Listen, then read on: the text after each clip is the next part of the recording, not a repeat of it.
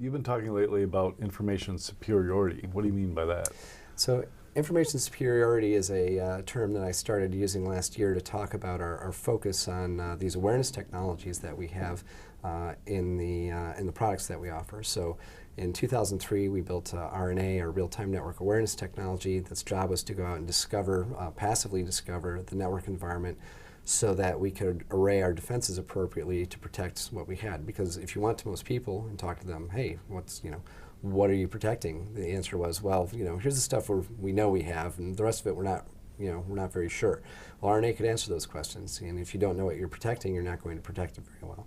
So RNA could answer those questions in the early phases, but now we've gotten down the road. It's we're 8 years later, 9 years later now with these technologies, and we're getting into a really interesting phase. What we've seen with the attackers, and this is this gets more into the theory of it a little bit, but the attackers operate on this notion of local information superiority. So an attacker knows something that you don't. They have information superiority over the defenders.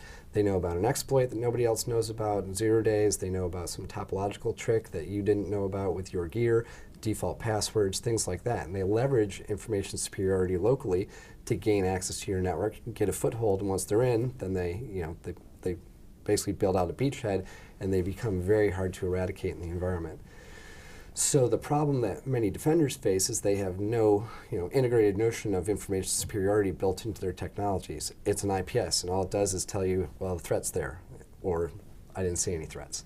And it's a vulnerability management system. Well, you're vulnerable there, and you're vulnerable there, and I don't know about anything else. We're trying to build an integrated picture of this is what you've got, this is how it's changing, this is what it can and can't be vulnerable to, and here are new things that are coming into your environment. And as we advance our technologies with what we call Firesight now, the RNA technology and the real-time user awareness technology have merged into what we call Firesight, and we have our new FireAMP technology, our advanced malware protection technology, which generates a tremendous amount of awareness about what's going on in the devices and endpoints of an environment. And bringing all this data together under one roof, we believe, as we move forward, we will get into what we call information superiority, where we'll be able to offer our users a level of information about their environment where they are capable of pervasively defending it and understanding when things change very, very rapidly so that they can understand they've got a threat in their environment. So it changes the equation.